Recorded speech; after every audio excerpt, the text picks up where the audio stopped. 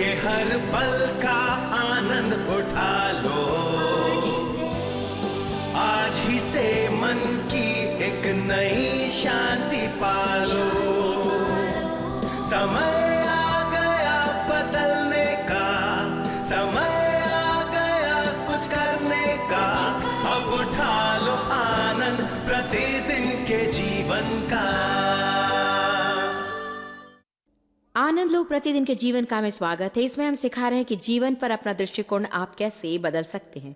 ये संपूर्ण महीना हमने इस विषय पर अलग रख दिया है क्योंकि हमें लगता है कि स्थितियों की ओर हम किस आशय से देखते हैं, किस मनोदशा से देखते हैं, ये बहुत महत्वपूर्ण है। कभी कभी हम कहते हैं कि मनोदशा ही सब कुछ है, और हाँ, ये है भी। आज हम आज्ञाकारी मनोदशा की बातें कर रहे हैं। हमें प्रभु के प्रति आज्ञाकारी होना चाहिए और हमें उस प्रभुता का भी आज्ञाकारी होना चाहिए जिसके नीचे प्रभु ने हमें नियत किया है। आज समाज में हम बहुत से विद्रोह देख रहे हैं। लगता है कि कोई नहीं चाहता कि कोई उनसे कहे कि क्या करना है। स्पष्ट है कि हम ये नहीं चाहते कि कोई हमें गाली दे, हेराफेरी करे और नियंत्रित करे, मगर परमेश्वर अवश्य सिखाता है कि हमारी मनोदशा सदा आज्ञाकारी और विनम्र हो। प्रार्थना है कि आप इस शिक्षण का आनंद लेंगे और ये आपके जीवन में अंतर लाएगा। आज मेरे शिक्षण का विषय है मनोदशा के आज्ञाकारी होने का महत्व। इस बात को याद रखें कि जब मैं आज्ञाकारी मनोदशा में होने की बात करूं तो मेरा तात्पर्य है कि हम परमेश्वर के प्रति आज्ञाकारी हों और उनके प्रति भी जिन्हें परमेश्वर ने हम पर प्रभुता में नियत किया है।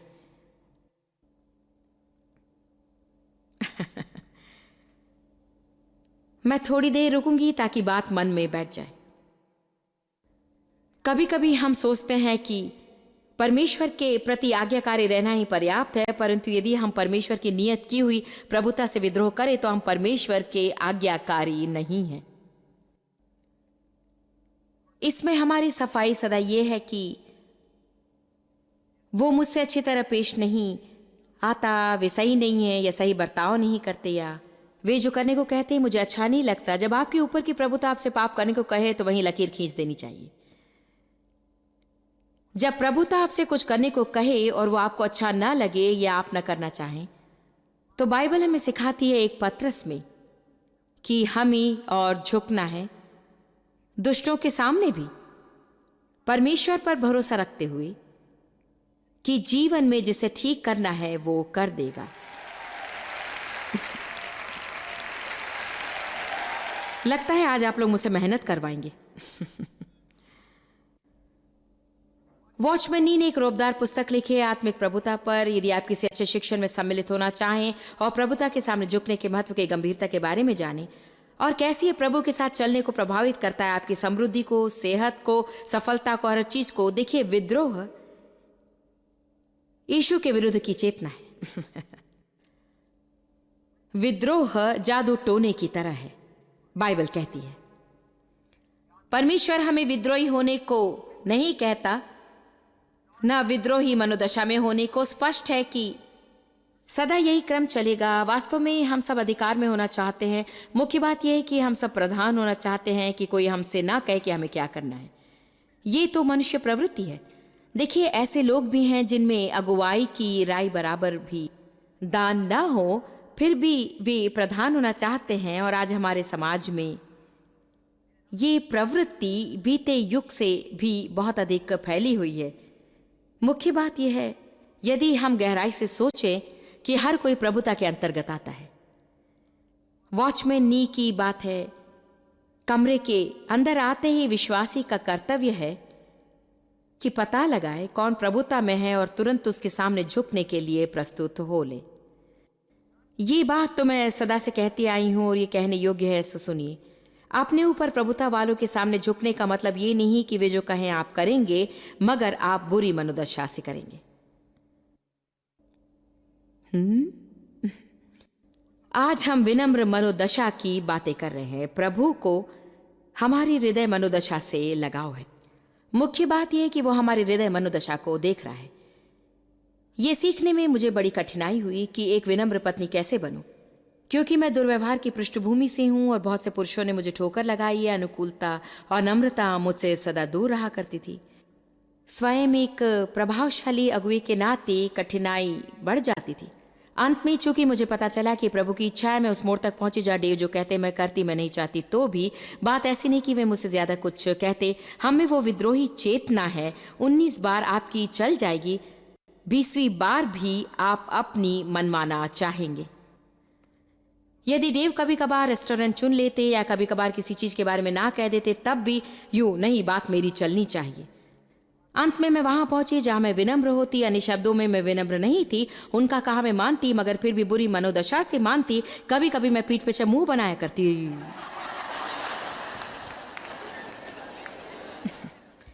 ऐसा ढोंग न करे कि आपने कभी नहीं किया। कम ऑन, कौन जाने विद्रोही चेतना आज ही मुझे निकाल फेंकनी हो शायद। अच्छा सच बताइए, आप में से कितनों को प्रभुता में आने में कष्ट होता है? इससे तो आपको ही निपटना है। बात यह है कि हमें परमेश्वर के लिए जीना सीखना है। अंत में मैं उस मोड़ पर पहुंची जहां यद्यपि मैं नहीं करना चाहती थी, मैं प्रभु को खुश करना चाहती थी। आप मेरी बातें सुन रहे हैं? कुछ ऐसी चीजें हैं जिन्हें आप कभी कभी करना न चाहेंगे, किंतु यदि आप प्रभु को खुश करना चाहें तो आप उन्हें कर डालिए और उसके लिए कर डालिए। तो देखिए, परमेश्वर दर्शाने लगा, डेव जो कहता है तुम कर तो रही हो, मगर मनोदशा विद्रोहात्मक है।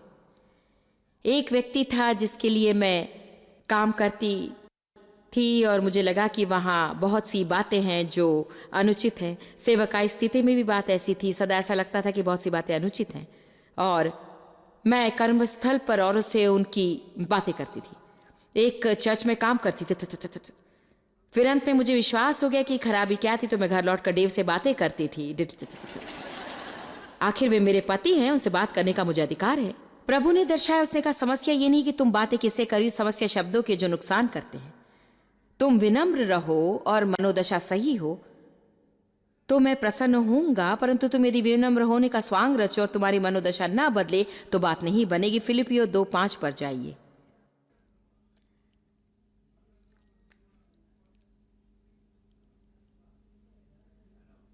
जैसा मसीह यीशु का स्वभाव था वैसा ही तुम्हारा भी स्वभाव हो। विनम्रता में वो तुम्हारा उदाहरण बने। विम्रता के बिना प्रभुता के सामने झुकना जैसी कोई बात नहीं। मैं एक दूसरी मीटिंग में विनम्र मनोदशा पर शिक्षण दे चुकी हूं। बस इतना कहा जाए कि आज्ञाकारी मनोदशा से पहले विनम्रता को स्थान मिलना चाहिए। और अब पद 6 पर ध्यान दीजिए, जिसने परमेश्वर के स्वरूप में होकर भी परमेश्वर के तुल्य होने को अपने वश में रखने की वस्तु ना समझा। ध्यान में रखिए कि यीशु था स्वयं परमेश्वर, परमेश्वर का पुत्र था, परमेश्वर के समान अधिकार थे, फिर भी उसकी हैसियत ने उसे दीन और विनम्र होने से रोका नहीं। जैसा मैंने कहा कि हर कोई प्रभुता के नीचे है, तो इस सेवकाई में मैं बॉस हो सकती हूं, फिर भी मैं डेव की पत्नी हूं। सो मैं जब यहां सिंहासन से उतर आती हूं मुझे अन्य मसीही स्त्रियों की तरह कर्तव्य निभाना है और अन्य मसीही स्त्रियों की तरह उन्हीं नियमावलियों पर चलना है परमेश्वर के वचन के अनुसार। जब मैं परचून की दुकान पर जाऊंगी तो मुझे वहां की प्रभुता के निर्देश पर चलना पड़ेगा। मैं अगर कार में निकलती हूँ, वहां भी प्रभुता के सीमित वेग निशाने के अंतर्गत चलना पड़ेगा। अगर मुझे कार पार करनी है तो मैं प्रभुता के नियमों के नीचे आती हूँ कि कार कहाँ पार करनी चाहिए और कहाँ नहीं। यदि मैं किसी और की संगोष्ठी में जाऊं तो वे मुझे कहीं बैठने के लिए ना कहें या कहीं बैठने को कहें या ये करने के लिए और ये करने के लिए कहें, तो फिर मैं उस प्रभुता के नीचे हूं। यदि आप भी प्रभुता में हो, जहां भी आप जाएं, आपकी प्रभु की दी हुई जिम्मेदारी है प्रभुता में आने की। मैं सदा इसे कहते रहती हूं, मगर एक ही चीज मुझे बार बार कहना अच्छा लगता है, क्योंकि वे बार बार कहने योग्य है। आप प्रभुता में होने की उपयुक्त नहीं यदि आप प्रभुता के नीचे आना न जाने। आप में से कुछों को शायद पता नहीं कि जीवन में अभी आपके सामने परीक्षण का समय है। परमेश्वर के पास कुछ आश्चर्यजनक चीजें हैं आपके लिए। प्रभुता की कुछ ऊंची स्थितियां हैं, उसके पास अभिषेक और शक्ति भी है और आप बहुतों के लिए आशीष बनेंगे। हर कोई उत्तेजित हो उठता है। बात यूं है, जी हाँ, प्रभु की स्थिति हो वो मैं हूं। आप अभी ऐसी जगह पर होंगे जहां प्रभु ने आपको किसी की प्रभुता के नीचे रखा है। आप यदि उसके सामने झुकना नहीं सीख सकते जिसके नीचे आप हैं, तो प्रभु आपको कभी उन्नत नहीं कर सकेगा जहां उसके मन में है। मैं उन हाथों को ऊपर उठते देखना चाहती हूं प्रभुता के नीचे आने के लिए। आमीन। आप में से कितनों ने मेरी बात को समझा? कोई भी बच्चा पहले ग्रेड से दूसरी ग्रेड में परीक्षा बिना उत्तीर्ण नहीं किया जाता। कोई भी ग्रेड स्कूल से हाई स्कूल परीक्षा बिना नहीं जाता। कोई भी हाई स्कूल से कॉलेज परीक्षा बिना नहीं जाता। कोई भी कॉलेज की परीक्षा को पास हुए बिना डिग्री नहीं पाता। हम परीक्षा बिना अगले स्तर तक नहीं जाते जो परमेश्वर ने तय कर रखा है। कई बार मैं कहने का साहस करूं, अधिकांश समय जो आप नहीं करना चाहते हैं वो उस परीक्षा में जुड़ा होता है, और यह भी कि उसे उत्तम मनोदशा में निभाएं। जो आप नहीं करना चाहते आपसे करने को कहा जाए तो उसे अच्छी मनोदशा में निभाएं। किसी के साथ झगड़े के कारण दूर भागना पड़े, क्योंकि स्पष्ट बात यह है कि वे आपका भेजा चाट जाते हैं, और उनके साथ निभाना वो भी पवित्र मनोदशा में। यीशु परमेश्वर था, फिर भी उसने ये नहीं सोचा कि जो काम दूसरे करते थे वो उसके योग्य नहीं था।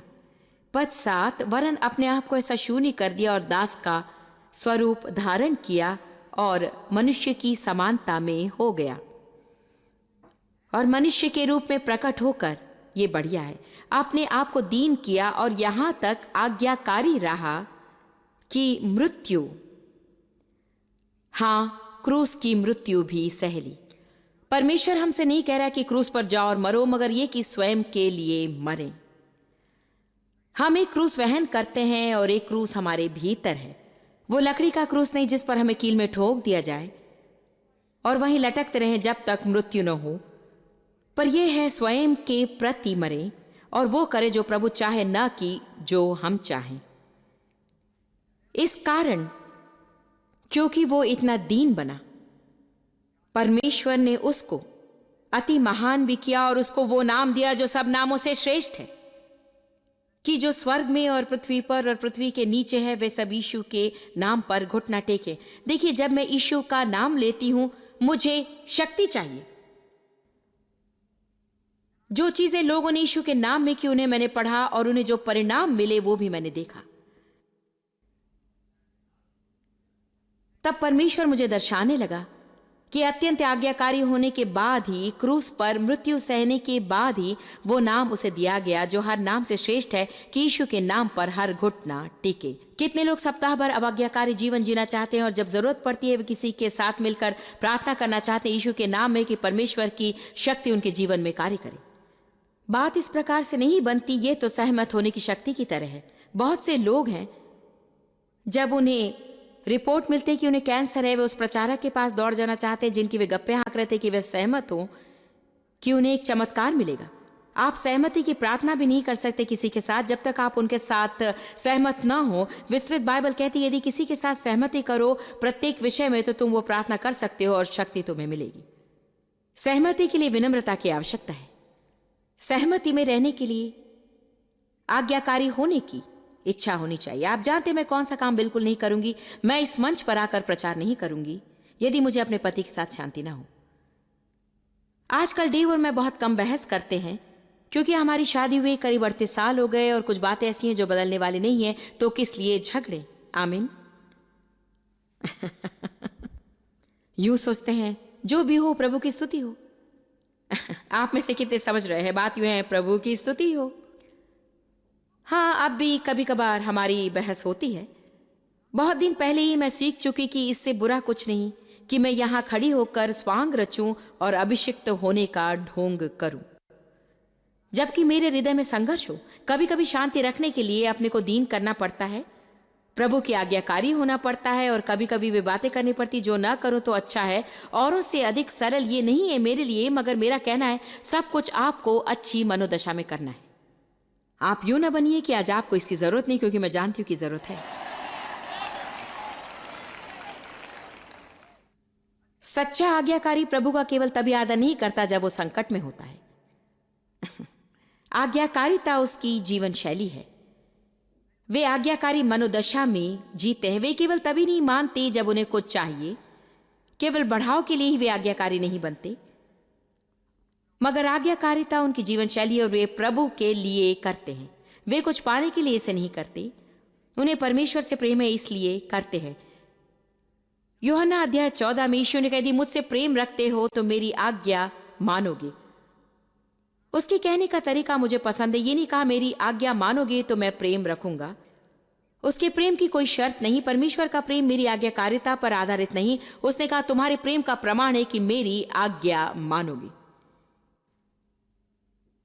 एक बार फिर मैं याद दिलाती हूं कि आज्ञाकारिता का एक अंश है उनकी मानना जिन्हें प्रभु ने हमारे ऊपर प्रभुत्व में नियत किया। एक उदाहरण देती हूँ। शायद आपके कर्म क्षेत्र में नियम है कि आप काम के समय इंटरनेट पर व्यक्तिगत चीजें ना करें, तो हर एक के सामने तो आप उसे मान लेते हैं, मगर जब कोई नहीं देखता तो सोचते हैं प्रभु धन्य हो, वे मुझे काफी वेतन नहीं देते, सो मैं जो चाहूंगा करूंगा। आपको पता है इस मनोदशा का तात्पर्य क्या है? आपने अभी सिर्फ एक नियम की ही अवज्ञा नहीं की, क्योंकि आपने समझ लिया कि यद्यपि उन्होंने ना करने के लिए कहा है कि ये उनकी भूल है और आप अवश्य करेंगे, परंतु आपने सीधे प्रभु की अवज्ञा की है, क्योंकि आपने उस प्रभुता को नहीं माना जिसे प्रभु ने नियत किया है।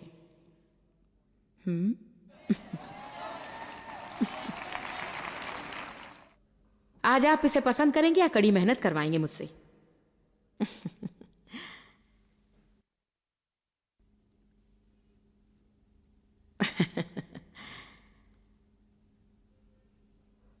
आज्ञाकारी मनोदशा रखिए अपने बॉस के प्रति और माता पिता के प्रति। स्पष्ट है कि आप बड़े हो गए हैं तो आपके माता पिता आपका जीवन नहीं चलाते होंगे, फिर भी आपकी मनोदशा उनके प्रति आदरपूर्ण होनी चाहिए।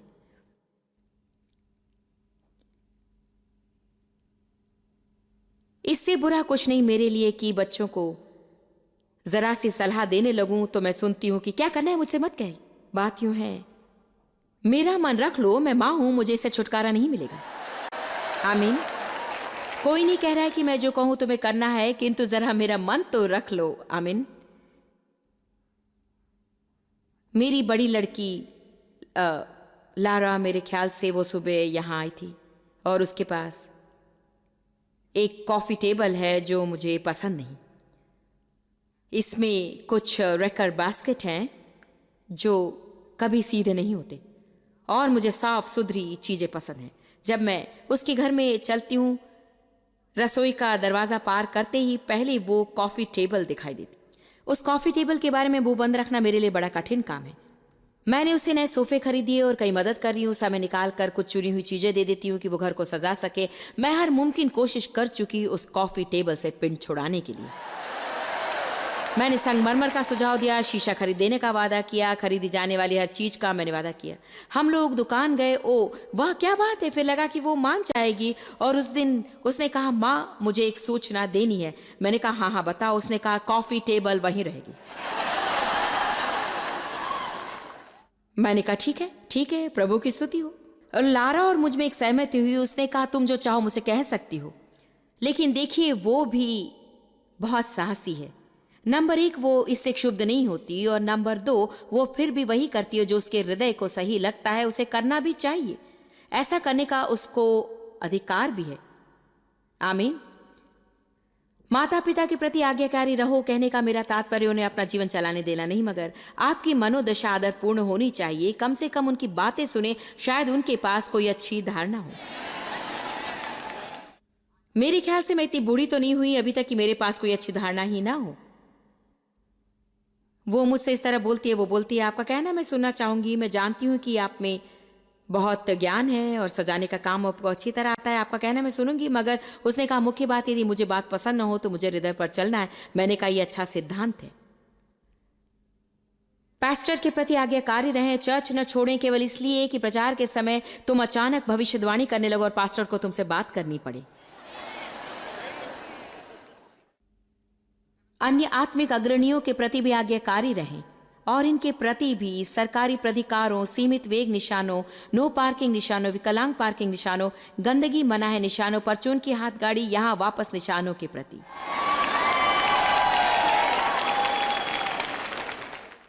हर ग्राहक को एक कूपन निशानों के प्रति। आमीन। आप मत कीजिए जो मैं करती थी जब मुर्गियां बिक रही थी और विज्ञापन में लिखा था प्रति परिवार 3। मुझे 3 नहीं ज्यादा चाहिए थी, सो मैं पूरा परिवार ले जाती थी और सब मुर्गियां लाते थे, अलग अलग लाइनों में खड़े होकर, और यूं बनते कि एक दूसरे को नहीं जानते। ये रही मैं, घर में लोगों को बाइबल सिखाने वाली और परमेश्वर की नारी बनने की इच्छा रखने वाली, यीशु के नाम में दुष्ट आत्मा को निकालने वाली।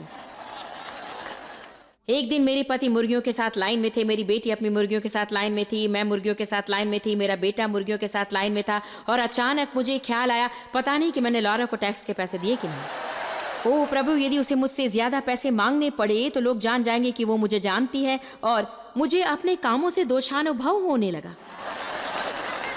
अंत में जब हम लैन से निकल आए अपनी मुर्गियों के साथ और मैंने चैन की सांस ली, प्रभु ने कहा, बधाई हो जॉयस, तुमने अभी अभी ढेर सारी मुर्गियां चुरा ली हैं। आमीन। तो मैं क्या कर रही थी? मैं उनके नियमों की अवज्ञा द्वारा प्रभु की ही अवज्ञा कर रही थी, क्योंकि मुख्य बात यह थी, कूपन में लिखा हुआ था, अखबार में विज्ञापन था, कृपया प्रति परिवार 3 मुर्गियां। ना कि सारे परिवार को ले जाओ, झूठ बोलो जैसे कि इन्हें जानते ही नहीं। आप जानते हैं आप क्यों हंस रहे हैं ना? इसलिए नहीं कि मेरी कहानी में हंसी मजाक है। जब मैंने पहली बार इसे बताया था, मैं टेनेसी के एक चर्च में थी। यहाँ ऊपर पास्टर और कुछ वयस्क लोग मेरे साथ बैठे हुए थे, और मेरी कहानी सुनकर पास्टर उछले और अपनी पत्नी से कहा, तुमने मुझे एक चोर बना दिया है।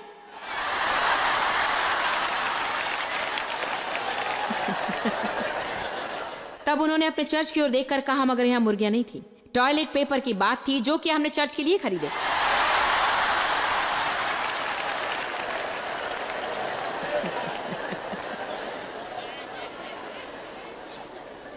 जहां भी आप जाएंगे प्रभुता को पाएंगे। निशान प्रभुता है, नियमावली प्रभुता है, जहां भी जाए कोई प्रभुता में है। और आज हमारे देश में भयानक विद्रोहात्मक मनोदशा छाई हुई है, और इससे हमें पिंड छुड़ाना है यदि हम ये देखना है कि परमेश्वर हमारे जीवन में बढ़े जैसा हम चाहते हैं।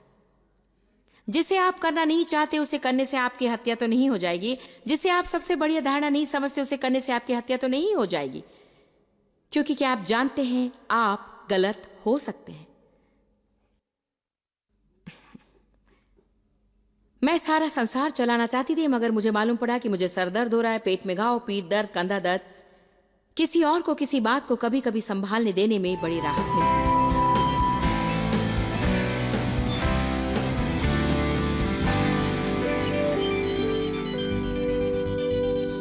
मैं आपको प्रोत्साहित करती हूँ कि आप निर्णय लेके आज्ञाकारिता को जीवन शैली बनने देंगे। यदि आपके बच्चे हैं तो मैं जानती हूँ कि आपको आनंद आएगा जब आप उनसे कुछ करने को कहें, वे मान जाते हैं और कोई झमेला नहीं करते। पिता परमेश्वर हमारा पिता है और वो भी ऐसा ही बर्ताव चाहता है। हम कहना शुरू करें, हाँ प्रभु, जैसी भी तेरी इच्छा हो। यीशु ने कहा, यदि प्रेम रखते हो तो मेरी आज्ञा मानोगे। मैं इसे यूं कहना चाहूंगी, हम जितने प्रभु के आज्ञाकारी हैं उस हद तक हम प्रेम रखते हैं। अब हमारा प्रेम बढ़ सकता है और आज्ञाकारिता भी, और इसी में सारी बात समाई है। जॉन मेरे मित्र हैं, वे मुझे जीवन बदल देने वाली चीजें सिखाते हैं। सो आप हम दोनों से शिक्षण लाभ कर सकते हैं। परमेश्वर का वचन आपके मन का नवीकरण करेगा और जीवन को बदल देगा।